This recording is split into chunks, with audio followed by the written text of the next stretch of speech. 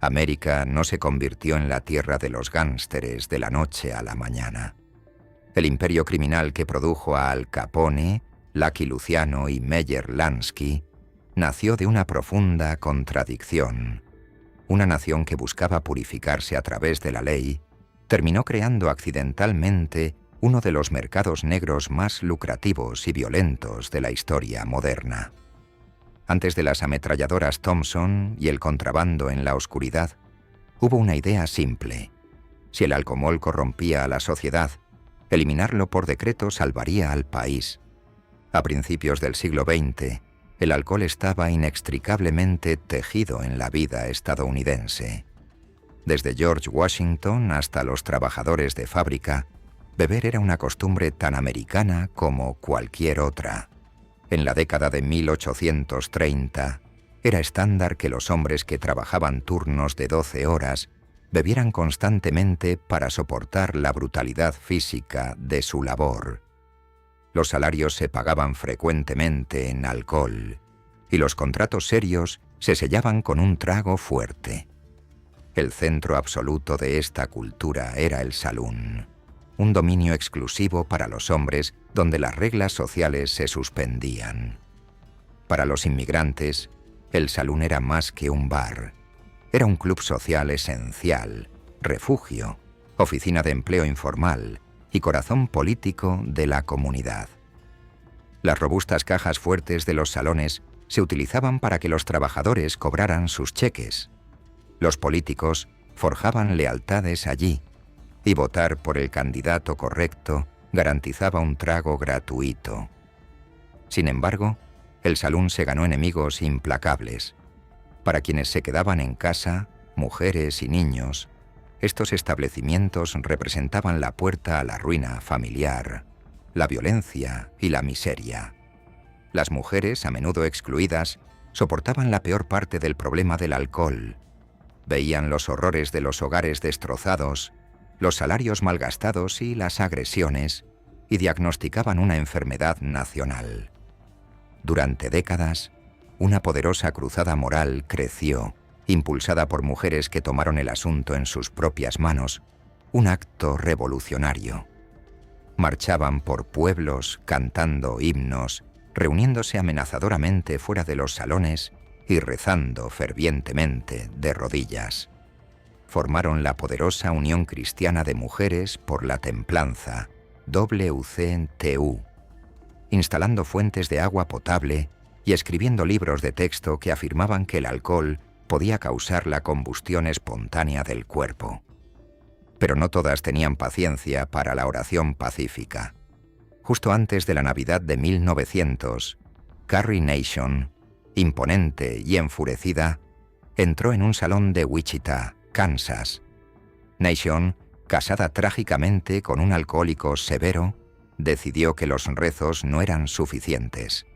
Condenó al dueño por dispensar el brebaje del diablo y procedió a destrozar metódicamente la barra, los espejos y los barriles de licor usando un hacha. Armada con su hacha y piedras que llamaba sus smashers, Carrie se hizo infame por llevar a cabo sus hatchetations, destruyendo las existencias de salones ilegales. Justificó sus acciones violentas argumentando que, al negárseles el voto a las mujeres, tenía que usar una piedra para hacer oír su voz política. A pesar de la retórica religiosa, esta cruzada nunca fue impulsada solo por la moralidad. Debajo existía un miedo, resentimiento y tensión cultural innegable. Gran parte de la cultura de la bebida en las ciudades estaba ligada a las oleadas de inmigrantes, irlandeses, italianos, alemanes y de Europa del Este. Para muchos reformadores protestantes, rurales o suburbanos, el salón era un amenazante símbolo de costumbres extranjeras, desorden urbano y maquinarias políticas católicas. La lucha contra el alcohol se transformó en una batalla cultural más amplia sobre quién definiría la identidad de América. Hacia 1917, el movimiento por la templanza recibió un impulso crucial de los titanes de la industria, como Henry Ford y John D. Rockefeller. Estos empresarios se subieron al carro no por piedad, sino por temor a las desastrosas consecuencias financieras del consumo de alcohol en su fuerza laboral. La eficiencia y la productividad eran fundamentales. Los trabajadores operaban líneas de montaje peligrosas que exigían estar completamente alerta. El licor era visto como arena destructiva en los cojinetes de la máquina económica y financiaron fuertemente la causa de la sobriedad. Respaldados por este poder financiero, los reformistas formaron la implacable Liga Antisalón, orquestando el mayor esfuerzo de cabildeo de principios del siglo XX.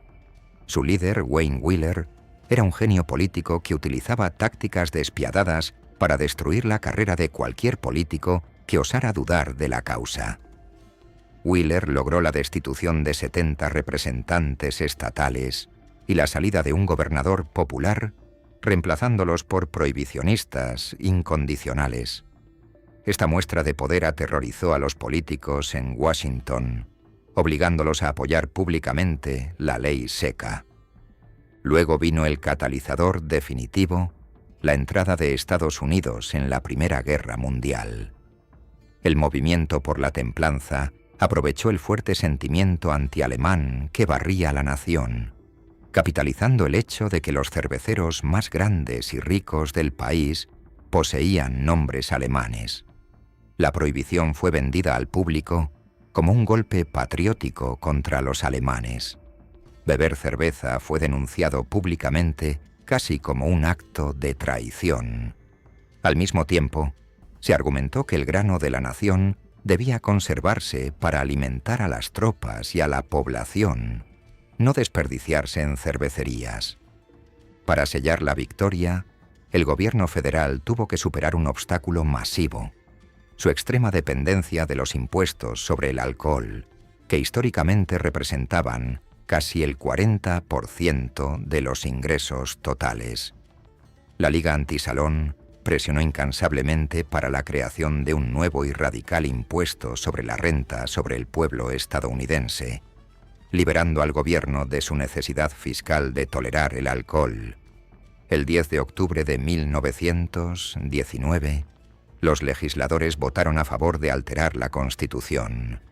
La 18ª enmienda fue ratificada rápidamente, seguida por la implementación de la ley Volstead. A la medianoche del 17 de enero de 1920, la fabricación, venta y transporte de licor embriagante se volvieron completamente ilegales de costa a costa. Para sus ardientes campeones, este fue el amanecer de una América limpia, ignorando la oscura y lucrativa tormenta criminal que acababan de desatar. La ley Volstead, redactada por Wayne Wheeler, resultó ser más estricta de lo que esperaban incluso muchos de los partidarios de la prohibición, prohibiendo categóricamente cualquier bebida con más del 0,5% de alcohol. Sin embargo, la ley que prometía limpiar el alma de América nació plagada de contradicciones y contenía enormes lagunas legales que los estadounidenses comenzaron a explotar con asombrosa rapidez. La ironía más flagrante fue que, aunque criminalizaba la venta, fabricación y transporte, el acto físico de beber el alcohol en sí mismo no fue declarado ilegal. Además, la ley otorgaba una dispensa generosa a las clases altas, permitía a los ciudadanos conservar y consumir legalmente en sus hogares cualquier cantidad de alcohol almacenada antes de la prohibición. Esto llevó a que clubes privados y opulentos e individuos adinerados acumularan cantidades incalculables de licor, construyendo bodegas subterráneas que les durarían toda la era del noble experimento. Mientras los pobres enfrentaban redadas, los ricos se retiraban a sus mansiones, demostrando desde el primer día una profunda división de clases. Otra laguna legal escandalosa fue que el alcohol medicinal seguía permitido bajo la estricta prescripción de un médico. Miles de médicos y farmacéuticos se convirtieron de la noche a la mañana en los nuevos camareros de la nación. Coincidiendo misteriosamente con la ratificación de la enmienda, estalló una grave epidemia a nivel nacional, observándose un aumento repentino y masivo en las recetas médicas que recomendaban dosis generosas de whisky para tratar absolutamente todo, desde la tos común hasta la fatiga. Del mismo modo, el vino sacramental permaneció protegido. Los pedidos nacionales de vino de comunión se dispararon astronómicamente y hubo un incremento explosivo de supuestos clérigos y falsos rabinos que compraban enormes cargamentos de vino religioso legal, solo para venderlo clandestinamente. La industria legítima del alcohol, enfrentando la aniquilación financiera, también encontró formas brillantes de eludir las restricciones. Los fabricantes de vino de California inventaron y comercializaron legalmente Vine Glow, un bloque sólido de jugo de uva deshidratado. El producto no era alcohólico y podía venderse abiertamente, pero el empaque contenía una advertencia específica y detallada. Las instrucciones advertían en tono serio a los compradores que bajo ninguna circunstancia debían añadir azúcar y dejar el líquido reposar en un armario oscuro durante 20 días, porque hacer exactamente eso causaría que fermentara y se convirtiera mágicamente en vino. La aplicación de la ley fue una catástrofe logística y moral desde el primer día. Los líderes de la Liga Antisalón asumieron ingenuamente que los estadounidenses, siendo respetuosos de la ley, la acatarían voluntariamente. Como resultado, la recién creada Oficina de Prohibición contaba con un número patético de solo 1.500 agentes federales mal pagados para intentar cubrir todo el territorio del país, un agente por cada 70.000 ciudadanos, en una nación inmensa con 12.000 millas de costa vulnerable y una frontera terrestre gigantesca con Canadá. Además de ser pocos, estos agentes recibían salarios miserables, lo que los hacía fácilmente corruptibles frente a las sumas de dinero colosales que el mercado negro comenzó a generar. Ejércitos enteros de funcionarios, desde agentes federales hasta policías de patrulla, aceptaban sobornos con asombrosa regularidad, metiéndose fajos de dinero en los bolsillos para simplemente mirar hacia otro lado cuando un camión cargado de cerveza cruzaba la ciudad. La corrupción no era la excepción, se convirtió en la regla no escrita, el impuesto invisible que los criminales pagaban felizmente para mantener en movimiento los engranajes de su inmenso imperio económico. Esta corrupción descarada alcanzó incluso los niveles más altos del gobierno. El propio presidente Warren G. Harding, elegido en 1921, gracias a su firme postura pública a favor de la templanza, no hizo absolutamente nada para asegurar el éxito de la ley que había jurado proteger. De hecho, la administración de Harding era conocida por su corrupción endémica, y el presidente era famoso por entretener a sus aliados políticos y a su gabinete con amplias reservas de licor de contrabando, escondidas en el segundo piso de la Casa Blanca. Cuando la nación observaba que los contrabandistas caminaban libremente por los majestuosos pasillos del Congreso, sobornando y proveyendo a los senadores, la hipocresía se volvió un cáncer institucional. A medida que el suministro de alcohol legal desapareció, la cultura de la bebida de la nación no se secó, simplemente se volvió clandestina y adoptó un nuevo, peligroso y altamente atractivo nivel de glamour social. Este fenómeno marcó el nacimiento explosivo del speakeasy, establecimientos de bebidas secretos e ilícitos que a menudo se ocultaban inteligentemente para parecer tiendas de cigarros ordinarias o funerarias. Para lograr entrar, los clientes necesitaban conocer un golpe rítmico específico o susurrar una contraseña secreta a un guardia armado a través de una pequeña ranura en una puerta de acero. Y una vez dentro, encontraban un mundo eufórico donde la fiesta, financiada por el crimen, duraba toda la noche. El alcohol, al ser prohibido, de repente se volvió raro, peligroso y exótico, convirtiendo el acto de beber en un rito social desafiante y enormemente popular. En el interior de estos miles de clubes clandestinos, las rígidas normas sociales de la estricta era victoriana comenzaron a desmoronarse. Antes de la prohibición, las mujeres respetables no eran bienvenidas en los ruidosos salones y rara vez bebían licor fuerte en público. Pero en el ambiente electrizante y rebelde de los speakeasies, hombres y mujeres, a menudo de diferentes clases sociales y etnias, comenzaron a mezclarse íntimamente, a bailar al ritmo acelerado del jazz y a beber juntos de una manera completamente sin precedentes. Las mujeres jóvenes, recientemente empoderadas y liberadas por la obtención de su derecho al voto, adoptaron la audaz identidad de la flapper, viendo el acto de fumar cigarrillos, acortar sus faldas y beber cócteles de ginebra en bares ilegales como una forma potente de hacer alarde de su igualdad, independencia y modernidad. Para abastecer las copas de estos miles de voraces speakeasies, surgió rápidamente una nueva y audaz raza de criminales emprendedores. La demanda abrumadora creó instantáneamente un mercado negro tan masivo que transformó a millones de estadounidenses comunes y corrientes en forajidos casuales, quienes comenzaron a fabricar su propio licor altamente tóxico, conocido popularmente como moonshine o ginebra de bañera, en las comodidades de sus sótanos y graneros. A lo largo de las vastas costas, audaces contrabandistas traían alcohol extranjero de alta calidad por vía marítima.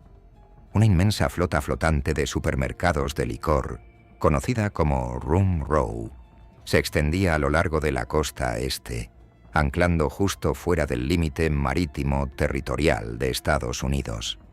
Botes pequeños y veloces, operados por contrabandistas armados, navegaban peligrosamente en la oscuridad de la noche para recoger los valiosos envíos y llevarlos sigilosamente a tierra, alimentando la insaciable sed de metrópolis enteras.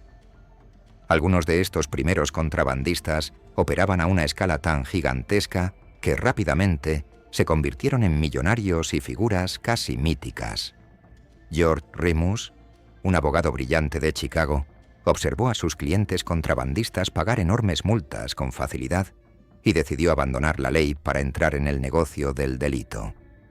Remus ideó un sistema legalmente protegido. Adquirió millones de galones de excelente licor almacenado antes de la prohibición, estableciendo su propia compañía farmacéutica para comprarlos legalmente.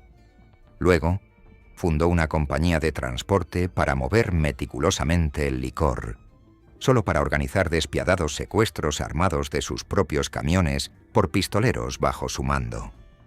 Después de robarse a sí mismo de manera perfecta, vendía el whisky en el mercado negro sin restricciones por sumas astronómicas, amasando una inmensa fortuna y demostrando la total ineficacia del sistema gubernamental. La historia de George Remus ilustra trágicamente la profunda corrupción y teatralidad del sistema judicial. Tras ser finalmente capturado y enviado a prisión federal por violar la ley Volstead miles de veces, descubrió amargamente desde su celda que su propia esposa lo había traicionado teniendo un descarado romance con uno de los mismos agentes de prohibición que lo habían arrestado. Y peor aún, había liquidado y robado implacablemente todos sus inmensos bienes materiales. Al salir de la cárcel, consumido por la furia, Remus persiguió el auto de su esposa a plena luz del día en Cincinnati, la obligó a salirse violentamente de la carretera y, frente a testigos, la mató de un disparo letal. En un juicio que capturó la fascinación morbosa de toda la nación, Remus se defendió a sí mismo alegando hábilmente locura temporal inducida por la traición, y el jurado, simpatizando fuertemente con el contrabandista engañado, lo absolvió asombrosamente de asesinato en solo 19 minutos de deliberación, provocando que la sala del tribunal estallara en celebraciones salvajes. Mientras la hipocresía definía las altas esferas, las calles de las grandes ciudades se transformaban en campos de batalla ensangrentados. En ninguna parte la lucha por el control del mercado negro fue más cruda y espectacular que en Chicago, una urbe vasta, dura y de clase trabajadora, corrompida por el dinero fácil. La prohibición inyectó cientos de millones de dólares en ingresos ilícitos, casi de la noche a la mañana, convirtiendo tensiones menores en una guerra territorial abierta. El primer jefe de la maquinaria criminal de Chicago fue Big Jim Colosimo, que reinó manejando redes de vicio y prostitución. Sin embargo, cuando la prohibición se hizo realidad, Colosimo cometió un error táctico que le costaría la vida. Se negó rotundamente a entrar en la lucrativa distribución de alcohol a gran escala, temiendo la atención de las autoridades federales. Su ambicioso sobrino, Johnny Torrio, y un joven, corpulento y despiadado sicario de Nueva York llamado Al Capone, vieron esta cautela como una oportunidad desperdiciada.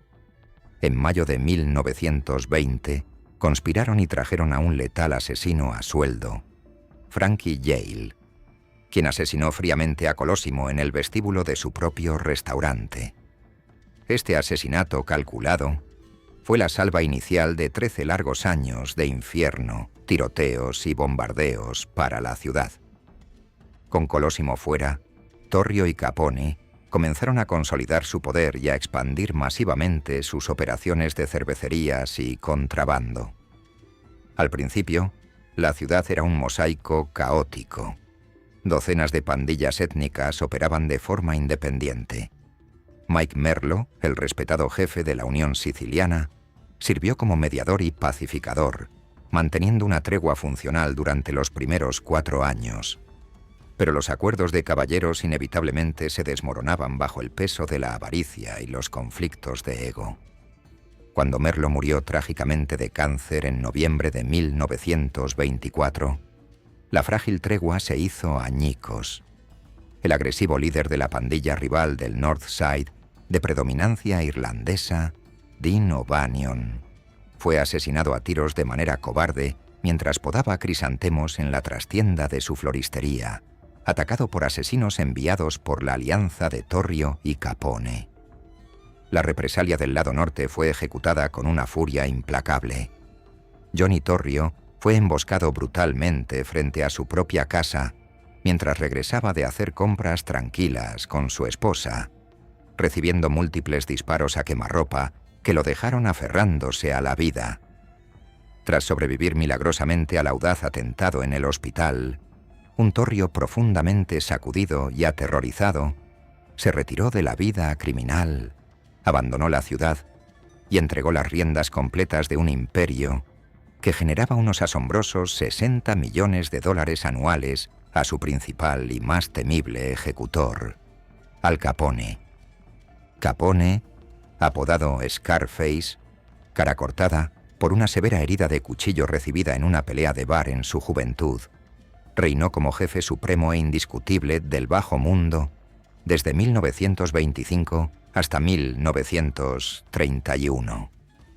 A diferencia de los líderes criminales tradicionales, cautelosos y secretos, Capone anhelaba obsesivamente los reflectores y la validación de la prensa. Se presentaba magistralmente a sí mismo ante los reporteros, no como un monstruo sediento de sangre, sino como un generoso benefactor público, un anfitrión amable y un hombre de negocios incomprendido que simplemente proporcionaba a los ciudadanos de Chicago una valiosa mercancía que la gente demandaba a gritos. La dualidad de su existencia era asombrosa. Un día ordenaba asesinatos brutales y al siguiente aparecía sonriente, firmando autógrafos en el estadio Wrigley Field, o repartiendo pavos, carbón y dinero en efectivo a las familias en los barrios más empobrecidos. Este comportamiento ostentoso y carismático convirtió a Capone en un enigma fascinante y en una gigantesca celebridad a nivel nacional, la cara inconfundible de la era del jazz. Los medios de comunicación romantizaron su lujosa vida y el público, desencantado con la hipocresía de la ley seca, no podía tener suficiente de sus desafiantes hazañas criminales. Sin embargo, detrás de la sonrisa pública, Capone controlaba férreamente la ciudad, no solo con el terror de las ametralladoras, sino con sobornos sistemáticos y masivos. Se estimaba que gastaba $500,000 al mes pagando generosamente a ejércitos enteros de policías, jueces de la corte y figuras políticas clave. A pesar de su inmenso poder, la sangrienta guerra por el control del lucrativo negocio del licor en Chicago estaba lejos de terminar. La implacable banda del North Side, ahora bajo el mando vengativo de Jaime Wise, exigió represalias sangrientas por la muerte de O'Banion, declarando una guerra de desgaste total. El derramamiento de sangre continuó hasta que Wise mismo fue acribillado sin piedad frente a la sagrada Catedral del Santo Nombre, recibiendo no menos de 10 disparos mortales de ametralladoras Thompson disparadas estratégicamente desde la ventana de un segundo piso alquilado por pistoleros de Capone. La violencia se volvió tan endémica que la fuerza de policía de Chicago, a menudo comprada por las facciones rivales, también participaba activamente en los asesinatos a sueldo. De las mismas calles endurecidas de Chicago, surgió también en esta época una letal incubadora de futuros y temibles jefes criminales, conocida en los archivos policiales como la Pandilla 42, de 42 Gang. Este era un grupo salvaje de delincuentes juveniles adolescentes que operaba libremente en los barrios de inmigrantes italianos y servía efectivamente como un campo de reclutamiento para los futuros líderes del sindicato de Chicago, también conocido como The Outfit. Hombres jóvenes y hambrientos de riqueza como Sam Giancana, Charles Chuck Nicoletti y Félix Alderisio comenzaron sus largas carreras criminales robando autos, cometiendo asaltos a mano armada, asesinando informantes y extorsionando comercios en nombre de los jefes mayores del sindicato. El clímax absoluto, horroroso e inolvidable de la violencia mafiosa de la era de la prohibición, el evento que definiría para siempre la década, llegó la gélida mañana del 14 de febrero de 1929. En un frío garaje comercial situado en el lado norte de Chicago, 7 hombres fuertemente armados asociados con la pandilla del astuto Bugs Moran, el último gran rival territorial que le quedaba a Al Capone, fueron atraídos a una trampa mortal. Una vez que estuvieron dentro, fueron desarmados y obligados a ponerse contra la fría pared de ladrillos por hombres fuertemente armados y hábilmente disfrazados con uniformes oficiales de policía. Sin previo aviso ni piedad, fueron ejecutados brutalmente por la espalda con ráfagas continuas de ametralladoras Thompson y escopetas, destrozando sus cuerpos. Esta atrocidad, rápidamente bautizada por la prensa como la masacre del día de San Valentín, conmocionó hasta la médula a la nación entera, demostrando vívidamente que el crimen organizado ya no era una simple pelea callejera, sino una maquinaria de aniquilación fría, estructurada y sistemáticamente letal. Aunque la masacre sangrienta consolidó definitivamente el monopolio de poder y el dominio territorial de Capone en Chicago, también selló permanentemente su destino legal y personal. La brutalidad impactante del evento generó una indignación nacional sin precedentes, un clamor público tan ensordecedor que llegó rápidamente hasta el escritorio oval del presidente de los Estados Unidos, Herbert Hoover. Hoover ordenó personalmente y con furia que se hiciera todo lo necesario para detener y destruir a este individuo llamado Capone, instruyendo a las agencias federales de investigación a buscar incansablemente cualquier vía legal posible para derribar su imperio. Dado que Capone era extremadamente paranoico y cuidadoso para aislarse, nunca dejando rastros de papel, el gobierno federal utilizó una táctica innovadora y brillante, centrándose exclusivamente en rastrear el inmenso e indocumentado flujo de su dinero sucio. En octubre de 1931, el gobierno de los Estados Unidos finalmente logró llevar a Al Capone a un tribunal de justicia, no por los cientos de brutales asesinatos que había orquestado, sino por la infracción aparentemente mundana de 22 cargos de evasión de impuestos federales sobre la renta. Durante las etapas iniciales del proceso judicial, Capone se mostró sumamente relajado y descaradamente confiado, convencido de que su maquinaria había sobornado de antemano o intimidado con amenazas de muerte al jurado seleccionado. Pero en el último y dramático minuto, el juez del caso, alertado del peligroso complot de corrupción, sorprendió a todos y cambió por completo a todo el panel del jurado original por uno nuevo que los matones de Capone aún no habían podido localizar. Capone, atónito y furioso, fue declarado culpable de manera contundente y condenado a una sentencia histórica de 11 años en una sombría prisión federal de máxima seguridad, marcando el abrupto y trágico fin de la era más ruidosa y sangrienta del crimen organizado. Mientras Chicago ardía bajo los reflectores de la infamia mediática, una revolución táctica más silenciosa se desarrollaba en las oscuras calles de Nueva York. Si Al Capone encarnaba el lado ruidoso y violentamente público del poder de los gánsteres, una nueva, joven y astuta generación de delincuentes en la costa este estaba aprendiendo una lección inestimable. La notoriedad nacional era pésima para los negocios a largo plazo. Figuras emergentes como Charles Lackey, Luciano y Meyer Lansky entendieron que la guerra perpetua por el control de los territorios del contrabando de alcohol era fundamentalmente autodestructiva e insostenible.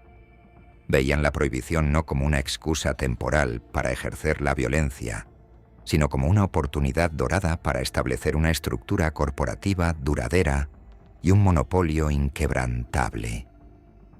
La ciudad de Nueva York a finales de la década de 1920 estaba sumida en la guerra de los castellamarenses, un conflicto urbano brutal entre los viejos capos de la mafia siciliana tradicional que luchaban a muerte por la supremacía.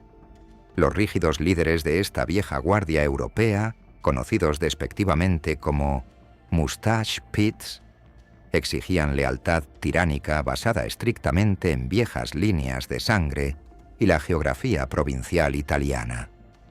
Estaban dispuestos a desangrar física y financieramente a sus propias organizaciones criminales en vendetas de honor interminables e irracionales que paralizaban el flujo de ganancias y atraían el escrutinio letal del gobierno federal. Luciano, demostrando ser un visionario táctico excepcional, reconoció rápidamente que este enfoque feudal y anticuado estaba frenando severamente el verdadero potencial económico del bajo mundo organizado. En abril de 1931, el calculador Luciano dio un golpe maestro. Orquestó con precisión el asesinato de su propio jefe y mentor, Giuseppe Joe de Vos Maseria, mientras éste almorzaba y jugaba a las cartas en un restaurante italiano, despejando el camino para que la facción rival dirigida por Salvatore Maranzano reclamara la victoria. Sin embargo, cuando el victorioso Maranzano se coronó grandiosamente a sí mismo como el dictatorial jefe de jefes, capo di tutti capi, de la mafia estadounidense, y comenzó paranoicamente a conspirar para asesinar a los mafiosos más jóvenes y ambiciosos que lo habían ayudado, Luciano no dudó en atacar de nuevo. En septiembre de ese mismo año decisivo, un escuadrón de sicarios judíos fuertemente armados enviados en secreto por Luciano eliminó brutalmente a Maranzano en su propia oficina, poniendo fin a la extenuante guerra de pandillas de manera rápida y definitiva. Con la vieja guardia necia erradicada permanentemente, Luciano estaba finalmente libre y posicionado para remodelar toda la estructura del bajo mundo a su propia imagen corporativa. La gran innovación organizativa de Luciano fue abolir el modelo de dictadura y reemplazarlo por un intrincado sistema cooperativo basado en corporaciones modernas. Estableció formalmente el concepto de las 5 familias en Nueva York, dividiendo equitativamente los inmensos mercados de la ciudad para evitar disputas territoriales superpuestas. Pero su visión fue un paso monumental más allá al concebir y formar la Comisión, un poderoso órgano de gobierno clandestino o junta directiva nacional diseñada exclusivamente para regular el crimen organizado en todo el país. Las principales familias criminales de costa a costa usarían este foro exclusivo y secreto para resolver disputas jurisdiccionales, autorizar el asesinato de figuras importantes, delinear territorios y coordinar empresas comerciales conjuntas masivas, reduciendo de manera efectiva el caos destructivo y asegurando que la violencia letal se utilizara en adelante como un bisturí quirúrgico preciso.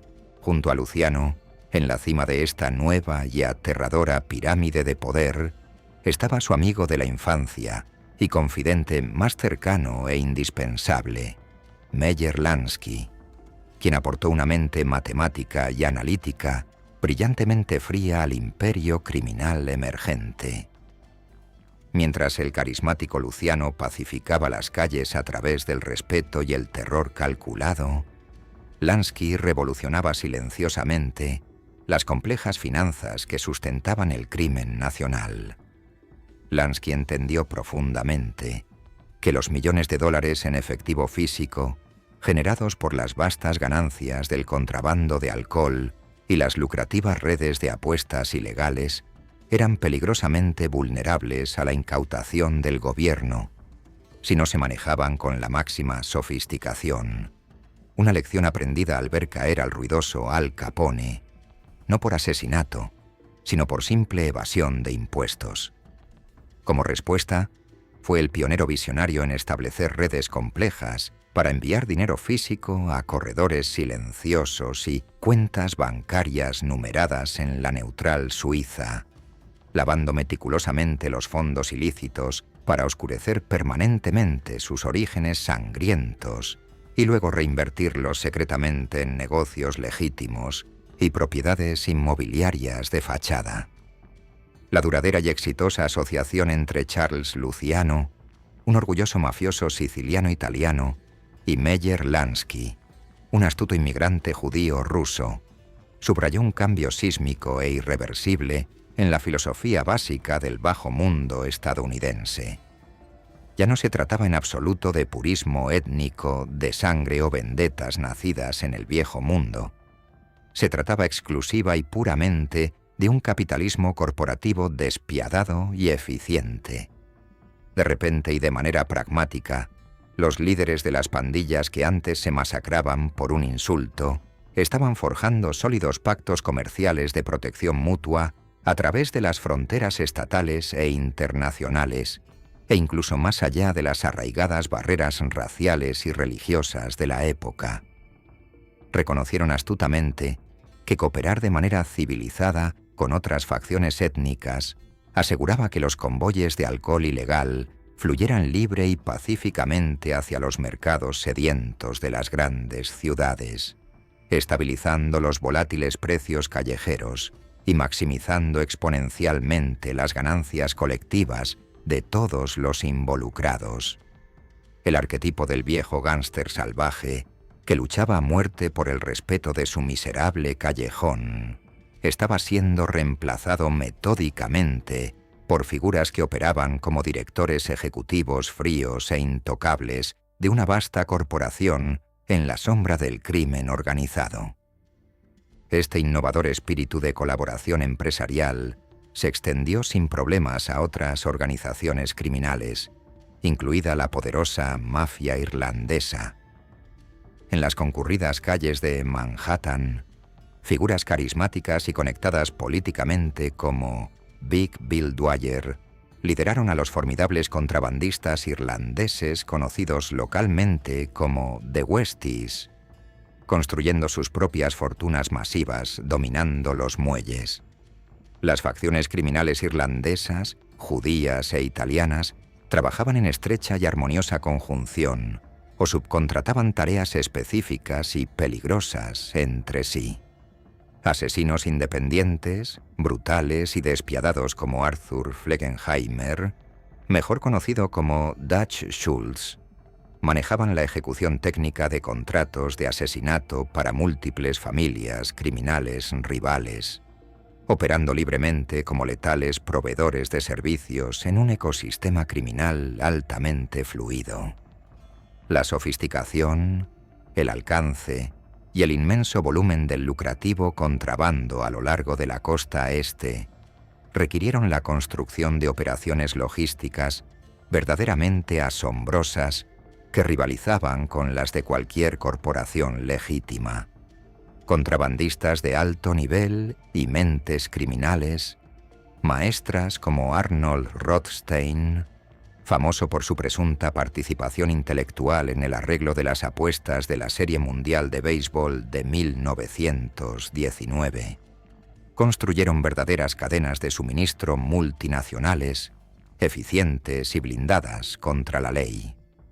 Rothstein introdujo de contrabando cantidades industriales de alcohol canadiense y europeo de alta calidad a través de barcos en el lago Ontario, transportándolos con precisión militar bajando por el río Hudson hasta las bodegas secretas de la ciudad de Nueva York para abastecer ininterrumpidamente a miles de speakeasies sedientos. Para sostener, proteger y hacer crecer este fenomenal nivel de operación ilícita, el sindicato corporativo contrató a ejércitos de contadores expertos para cuadrar los libros dobles, abogados defensores de primera línea con conexiones políticas masivas para comprar jueces y brillantes expertos en logística de transporte. Tan vasta e irresistible era la riqueza generada por el mercado negro del alcohol que se rumoreaba fuertemente que incluso las familias de la élite de la alta sociedad estadounidense presuntamente rozaron las sombras oscuras de este comercio prohibido. Ha persistido la firme y escandalosa creencia de que Joseph Kennedy Sr., el astuto y ambicioso patriarca de la famosa dinastía política estadounidense, acumuló gran parte de su inmensa fortuna inicial, operando de manera encubierta como un contrabandista de alto nivel en sociedad directa y secreta con figuras del crimen organizado. Legendarios jefes de la mafia nacional como Frank Costello y Meyer Lansky afirmaron abiertamente en años posteriores haber tenido negocios profundos y muy rentables con Kennedy durante los años oscuros de la prohibición, organizando personalmente importaciones masivas de envíos de costoso whisky escocés. Toda esta increíble era de sangre y oro demostró sin la menor sombra de duda que la nefasta era de la prohibición fue la escuela de negocios definitiva, un laboratorio avanzado para las mentes del bajo mundo. La prohibición obligó a criminales brutales e indisciplinados a evolucionar. Los obligó a sentarse civilizadamente en elegantes mesas de conferencias para negociar tratados de paz y garantizar pactos de no agresión. Todo para poder cosechar sin interrupción la lluvia incesante de ganancias del mercado negro. Los 14 años vividos intensamente bajo el yugo de la ley Volstead enseñaron a una generación de gánsteres callejeros a pensar de manera fría y a largo plazo, de manera estratégica y corporativa. Aprendieron el inmenso valor de establecer asociaciones logísticas. Dominaron el arte de sobornar de manera sistemática y en gran escala a jueces federales y senadores. Y lo más crucial, aprendieron a proteger sus gigantescos ingresos a largo plazo, anteponiendo siempre el negocio por encima de la efímera y peligrosa emoción emocional a corto plazo de apretar el gatillo de un arma por una ofensa personal. Por lo tanto, cuando los historiadores miran retrospectivamente la intrincada e indestructible arquitectura de poder criminal forjada con paciencia y brutalidad por Luciano y Lansky en la sangrienta década de 1930, ven el verdadero, perdurable y oscuro legado del noble experimento de la prohibición.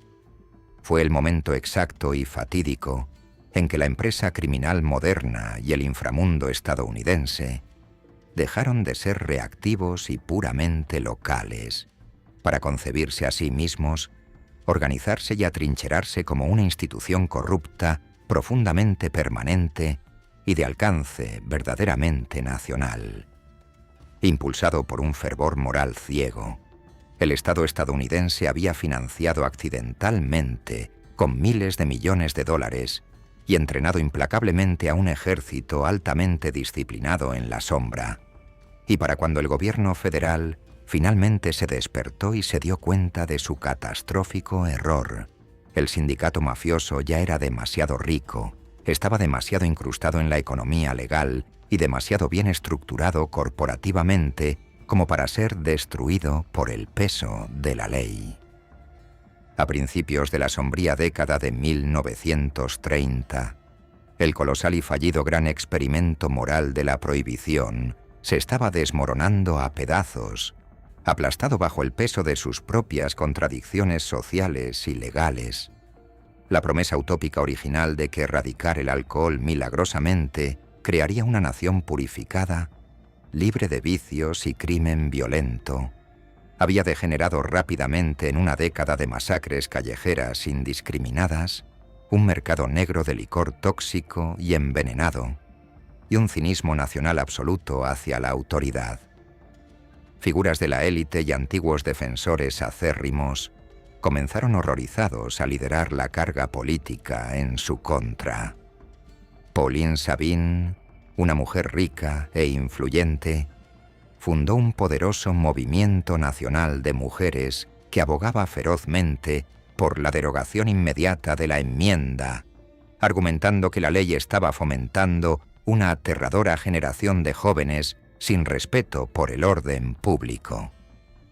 Sin embargo, el golpe final y verdaderamente devastador a este desastroso experimento social provino de una emergencia económica catastrófica.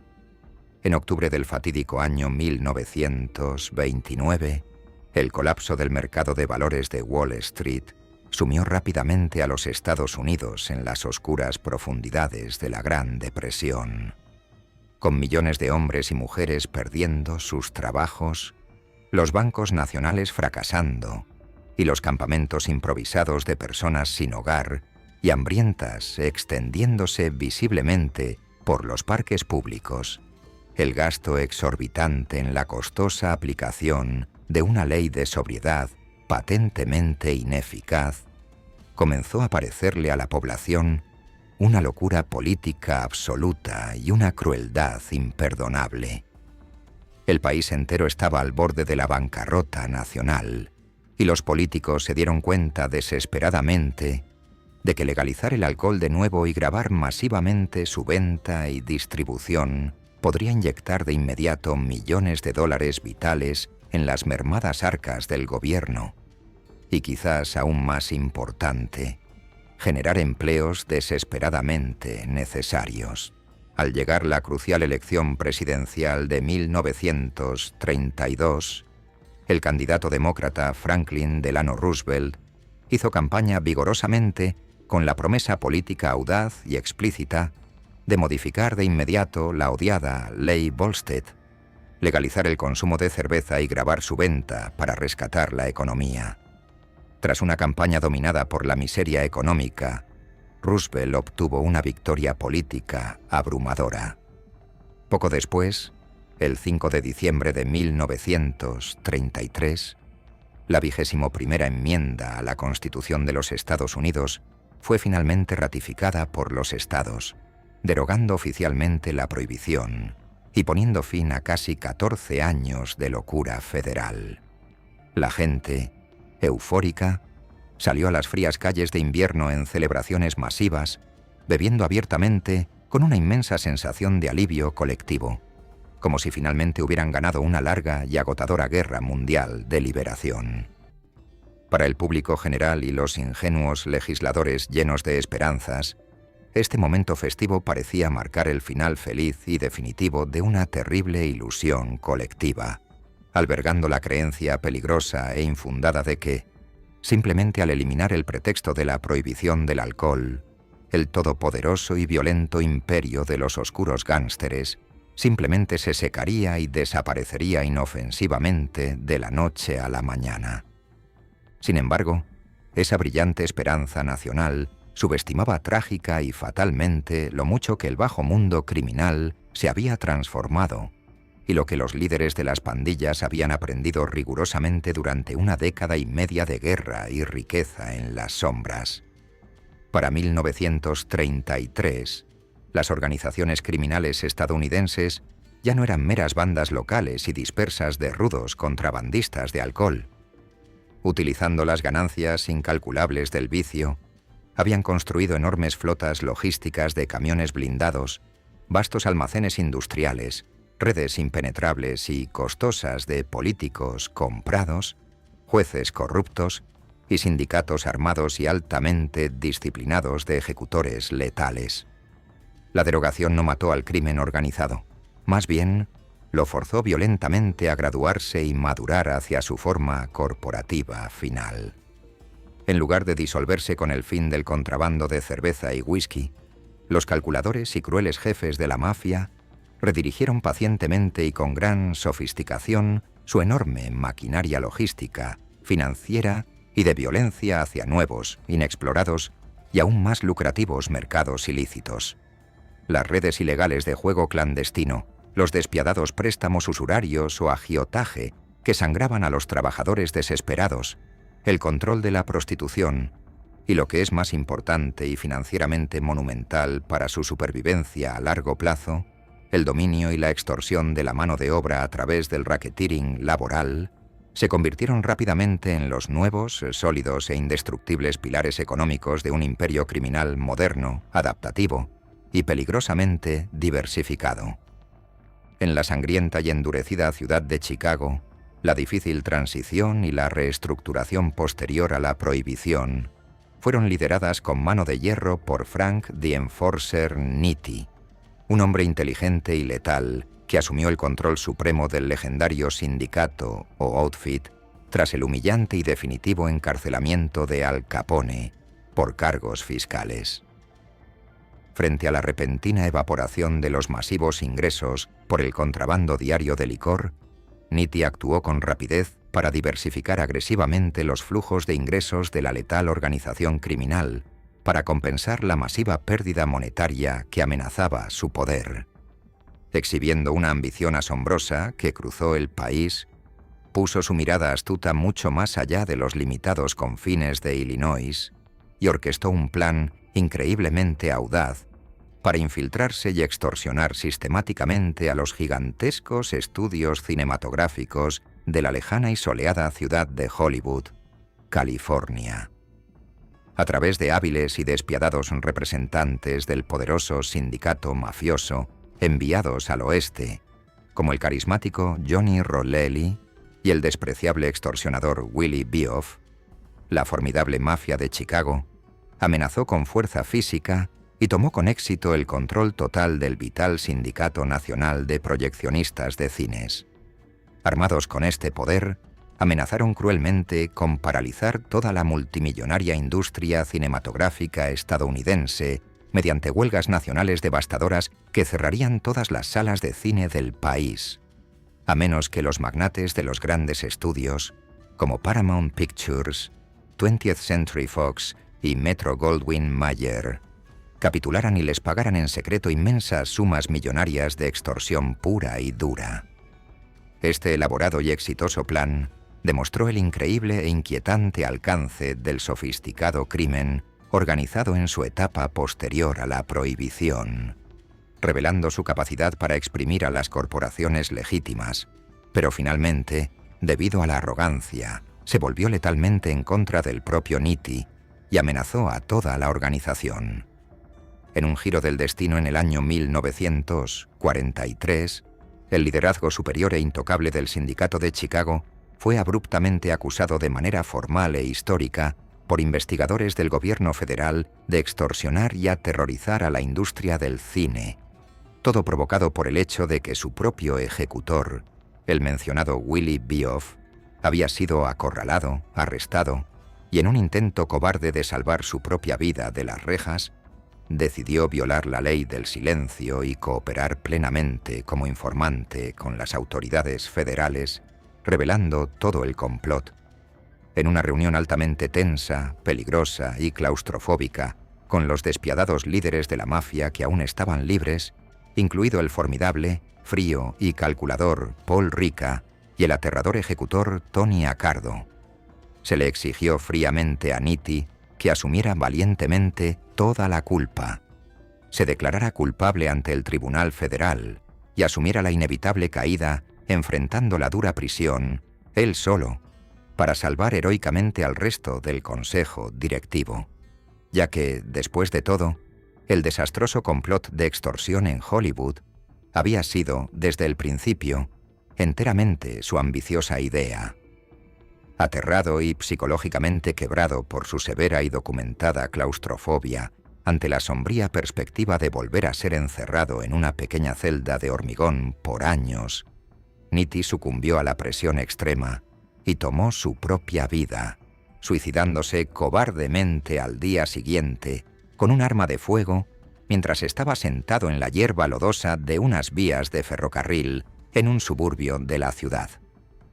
Con Frank Nitti trágicamente muerto por su propia mano, los calculadores Paul Ricca y el brutal e implacable ejecutor Tony Accardo, apodado Joe Butters, por su habilidad letal con un bate de béisbol, tomaron oficialmente y con puño de hierro las riendas del inframundo de Chicago, guiando a la mortífera organización criminal hacia una expansión mucho más metódica, sigilosa y rentable en otro frente local que resultaría ser enormemente y asombrosamente lucrativo: el juego ilícito de la lotería de números, también conocido popularmente en las calles como policy gambling.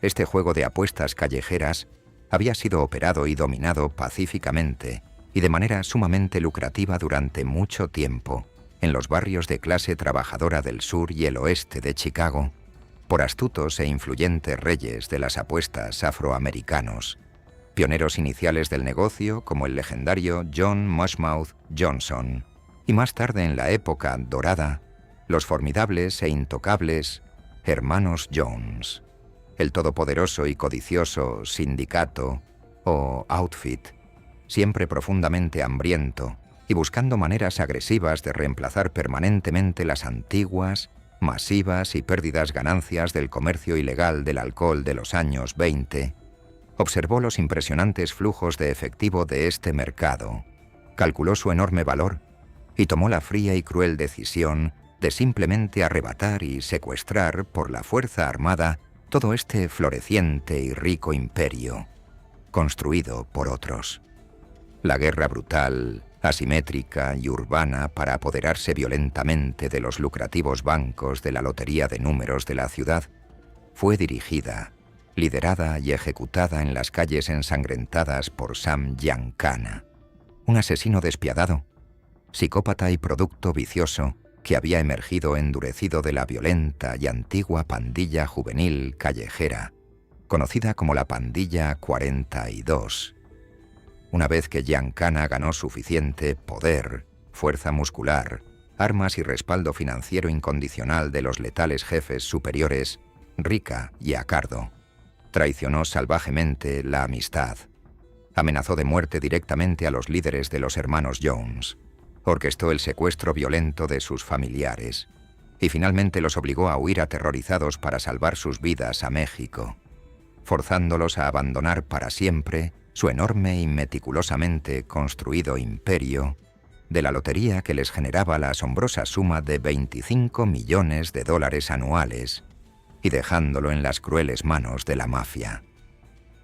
El implacable sindicato de Chicago dejó en claro que no tenía el más mínimo interés en asociarse civilizadamente ni en compartir las abundantes ganancias de la calle.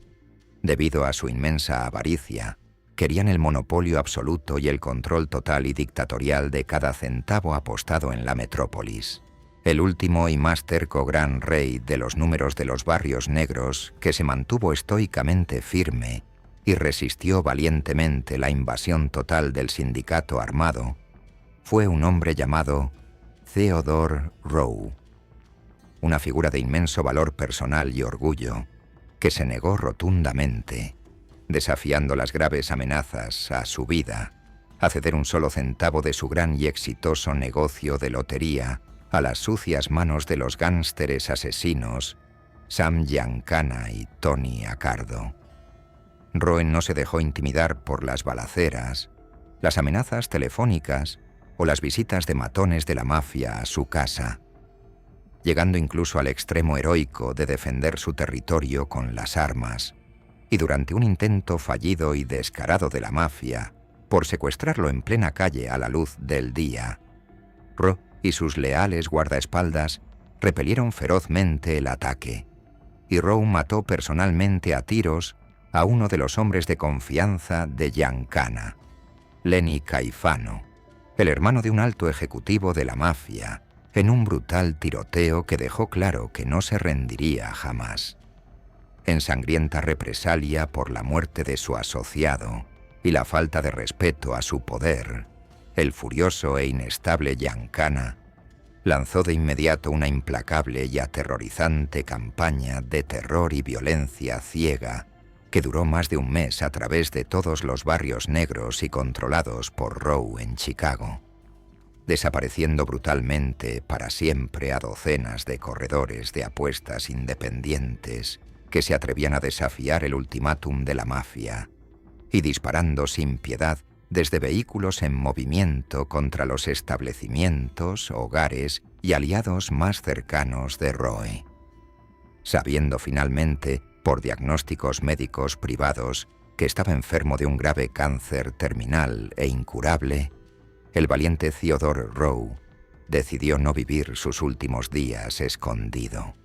Despidió honrosamente a todos sus bien pagados guardaespaldas, y una soleada tarde de agosto del año 1952, se vistió impecablemente con su mejor traje de 3 piezas y caminó orgullosamente y en solitario por la céntrica avenida Michigan, donde, en cuestión de minutos, fue interceptado y acribillado a tiros en la cabeza y el pecho por sicarios enviados por la despiadada maquinaria de Giancana y Accardo, sellando el fin de su rebelión con su propia muerte pública.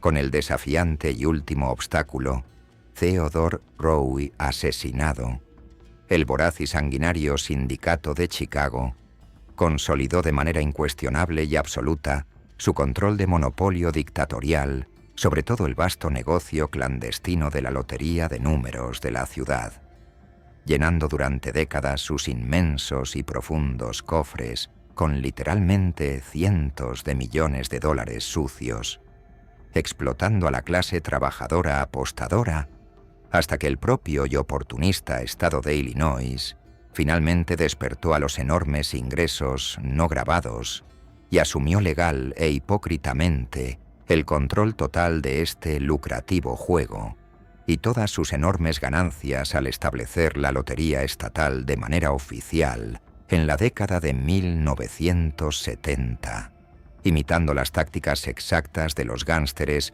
para monopolizar el mercado del vicio humano y embolsarse las formidables sumas generadas. Estos movimientos extraordinariamente agresivos, coordinados e inmensamente rentables de la mafia hacia el monopolio del control laboral a nivel nacional y la apropiación brutal del rentable juego callejero, demostraron con una claridad aterradora cuán resiliente, inteligente y despiadadamente adaptativo se había vuelto el oscuro bajomundo de Estados Unidos, transformando a asesinos en tácticos corporativos que jugaban a gran escala.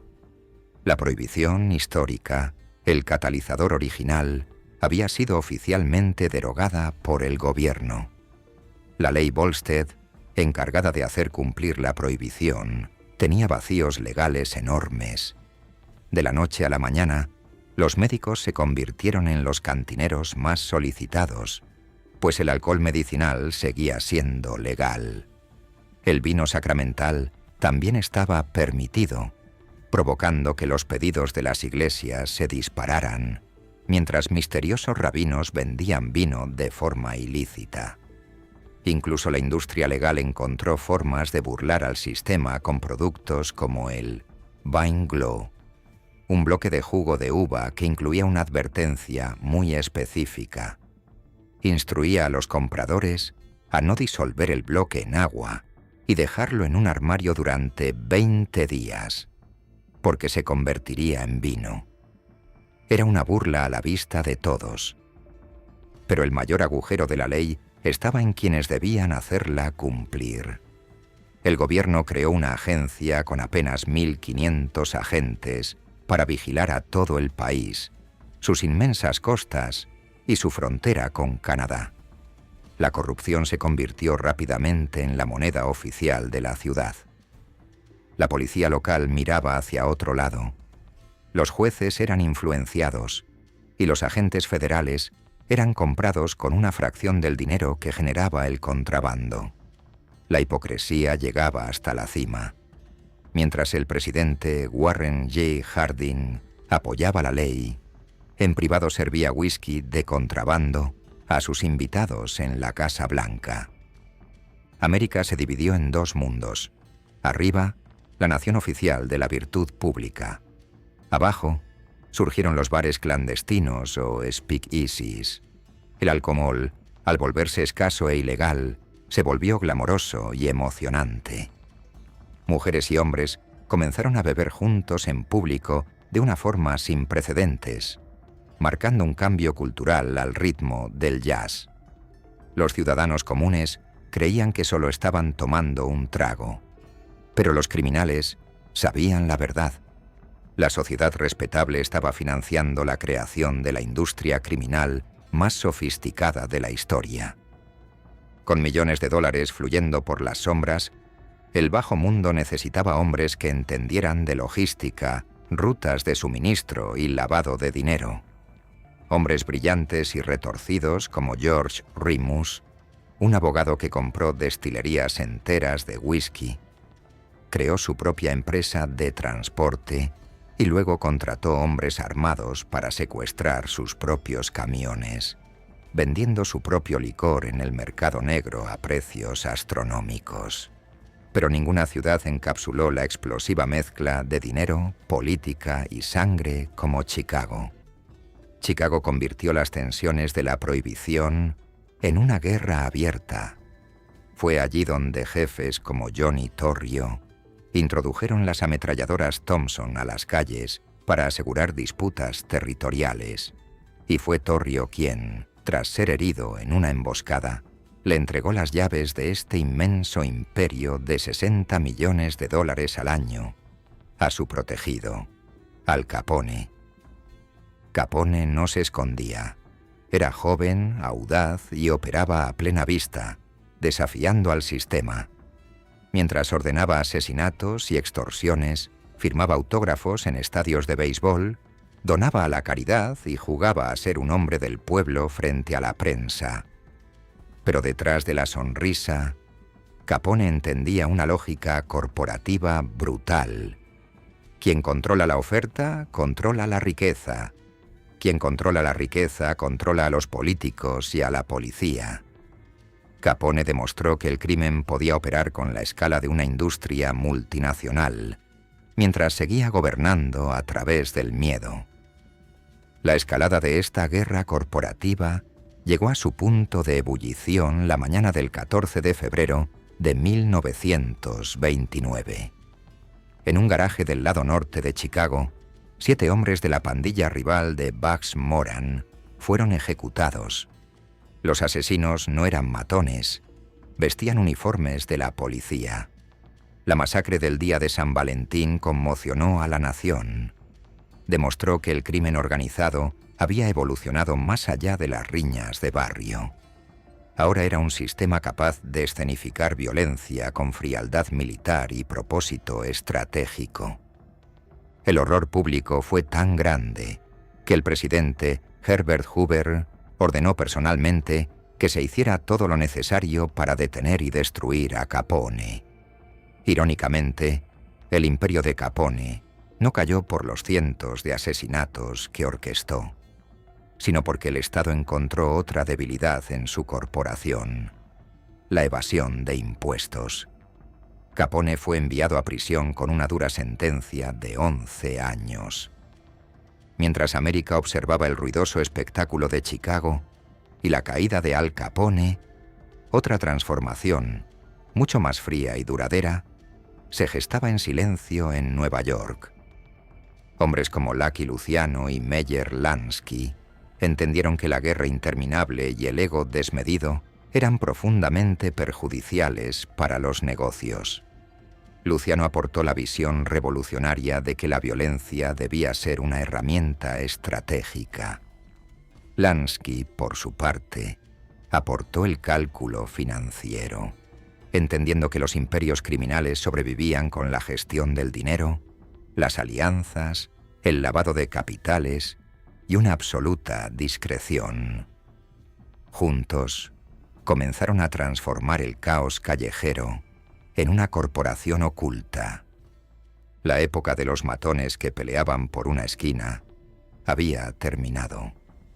Tras una serie de sangrientas purgas internas, los viejos líderes fueron eliminados y las facciones se reorganizaron en las 5 familias, estableciendo un sistema de gobierno o la comisión, diseñado para reducir el caos y preservar la riqueza. De la noche a la mañana, el crimen organizado dejó de ser una colección de pandilleros volátiles para convertirse en un sindicato estructurado, un verdadero gobierno en las sombras. Habían descubierto el secreto de la permanencia. La estructura y la diplomacia eran infinitamente más rentables que el derramamiento de sangre. Pero justo cuando este nuevo orden criminal se consolidaba, la prohibición comenzó a derrumbarse bajo el peso de sus propias contradicciones y el devastador colapso económico de la Gran Depresión. América, con millones de desempleados y desesperada por ingresos fiscales, ya no podía permitirse la costosa fantasía de una nación abstemia. En 1933, con la ratificación de la 21ª enmienda, la prohibición llegó a su fin y el alcohol volvió a ser legal. Para muchos ciudadanos y legisladores, este parecía ser el golpe mortal para los gánsteres.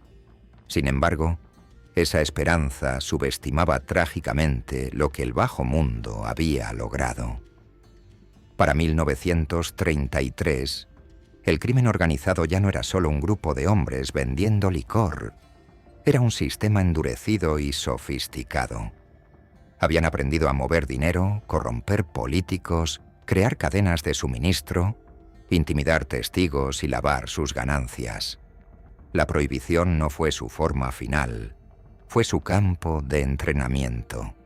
Una vez que aprendieron a operar como corporaciones intocables, no iban a desaparecer, simplemente redirigirían su maquinaria. El genio del crimen organizado fue su aterradora capacidad de adaptación. No adoraban el alcohol, adoraban la oportunidad. En Chicago, bajo el mando de Frank Nitti, la organización buscó de inmediato nuevas fuentes de ingresos, expandiéndose hacia la extorsión laboral y llegando a chantajear a los grandes estudios de cine de Hollywood, bajo la amenaza de paralizar la industria.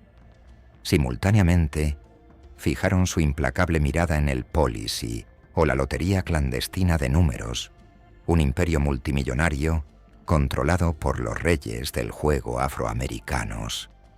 A través de una brutal campaña de terror y secuestros liderada por hombres como Sam Giancana, la mafia aniquiló a figuras independientes como Theodore Rowe, tomando el control total de un negocio que generaba montañas de efectivo a diario.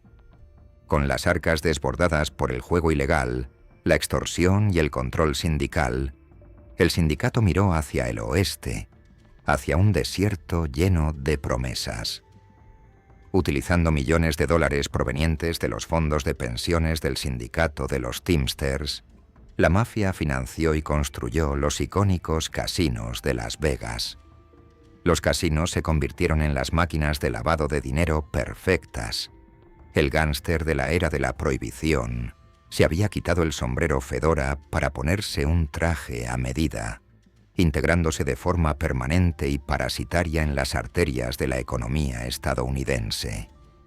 A medida que el siglo XX avanzaba, el cerco sobre el viejo imperio comenzó a cerrarse. La aplicación de la ley se volvió más sofisticada y coordinada. Finalmente, herramientas legales como la ley RICO le dieron al gobierno una forma de atacar al crimen organizado como una estructura entera. Sin embargo, el debilitamiento de la mafia de la vieja escuela no significó el fin del sistema criminal, significó su evolución. La lógica que nació en las calles de Chicago y Nueva York se extendió, se diversificó y se globalizó. Los métodos refinados por primera vez en la era de la prohibición demostraron ser perfectamente adaptables mucho más allá de las fronteras de Estados Unidos. Hoy en día, los cárteles de la droga, los sindicatos criminales rusos y las redes de tráfico internacional operan siguiendo exactamente la misma fórmula. Esa fórmula es aterradoramente familiar. Encontrar un producto con una fuerte demanda y restricciones legales, construir rutas de suministro ocultas, controlar el territorio, corromper a los funcionarios, usar la violencia de manera estratégica y lavar las ganancias en la economía legal. El producto cambió del alcohol a los narcóticos, las armas o el cibercrimen. Los nombres y los idiomas cambiaron, pero la lógica operativa y el método permanecen intactos. La prohibición fue mucho más que un extraño episodio moral. Es la historia de las catastróficas consecuencias imprevistas. Un gobierno descubrió demasiado tarde que prohibir un deseo masivo a veces fortalece a las mismas fuerzas que esperaba destruir. La prohibición actuó como un inmenso acelerador. Le dio al crimen dinero a una escala nunca antes vista y lo obligó a resolver problemas de logística y secreto, transformándolo en un imperio permanente. Lo que comenzó como una cruzada moral para purificar a una nación, terminó creando el modelo definitivo del poder en las sombras, porque la prohibición no simplemente fracasó, le enseñó al bajo mundo cómo gobernar. Y una vez que aprendieron esa lección, el mundo nunca volvería a ser el mismo.